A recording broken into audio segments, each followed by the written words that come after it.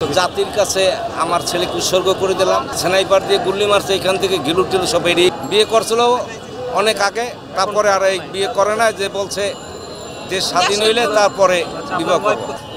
আমার নাম মোহাম্মদ মোশাররফ হোসেন, পিতা শামসুল হক, আমার বড় ভাই মোহাম্মদ হানিফ চিস্তি খাজা ভাই, এই আমার ভাতিজা এই বাড্ডা থানায় পুলিশে তাকে নির্মমভাবে গুলি করে হত্যা করে তার লাশটা আমাদের কাছে পাঠিয়ে দিয়েছে।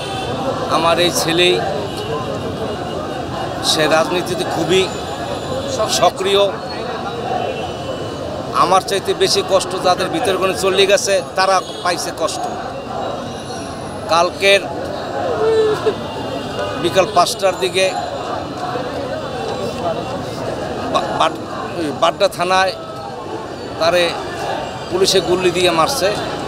কালকে 5টায়, কালকের ততক্ষণে তো হাসিনা চলে গেছে। তারপরে যখন নিরাপদ আনন্দ মিছিলে গেছে তখন তারে মারছে এবং স্নাইপার দিয়ে গুলি মারছে, এখান থেকে গিলু টিলু সব এড়িয়ে গেছে। দুইটা গুলি মারছে। আপনার চাওয়া কি? আমার চাওয়া এই জাতির কাছে আমার ছেলেকে উৎসর্গ করে দিলাম। আর জাতি যদি মনে করে তার বিচার হওয়া দরকার, তা জাতি যেন বিচার করে। এই কারণ হইল, দেশ স্বাধীন করতে রক্তের দরকার হয়।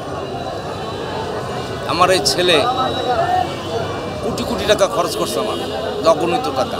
সে কারো কাছে কোনো টাকা নিয়ে রাজনীতি করে না। এবং যারা তাদের লোক আছে তারা কাঁদে, আমি কাঁদি না, কিন্তু তারা কাঁদে যে আমাদেরকে এতিম করে গেল।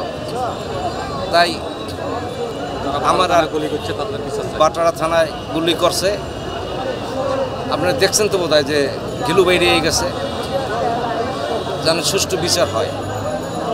আমার ভাই 17 বছর যাবত স্কুল জীবন থেকে এই দলের পিছে, বিএনপির পিছনে, দেশের জন্য কি দায়িত্ব ছিল ওনার? উনি যুগ্ম আহ্বায়ক কিসের? বিএনপির বাটারা থানার স্বেচ্ছাসেবক লীগের। সে পরোপকারী ছিল। সে বলছে, আমাকে বলছে শীতল, দল পরিবর্তন করা মানে বিটি বিসর্জন দেওয়া। শেখ হাসিনার পদত্যাগটা কি? হ্যাঁ, জেনে গেছিল, বিজয় মিছিল করছিল। আমার বোন ফোন করছিল, বলছিল যে আমরা দেশ স্বাধীন করে ফেলছি, এটা বলছিল। আমার ভাই রক্তের বন্যায় অন্যায় ভাইসা গেছে। কয় ভাই বোন আপনারা? আমার চাচাতো ভাই আর আমার আট বোনের এক ভাই। অনেক পরোপকারী ছিল।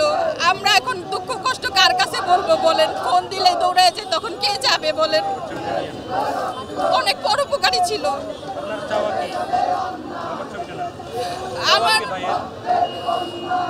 চাওয়া বিচার তো চাই, অবশ্যই তো চাই। আর চাই যে আমার সোনার বাংলা, আমি নিজে একজন ইডেন কলেজের স্টুডেন্ট, আমি তো চাই যে আমার সোনার বাংলায় জানি কোনো স্বৈরাচারী সরকার আর জন্ম না হয় আর কোনোদিন।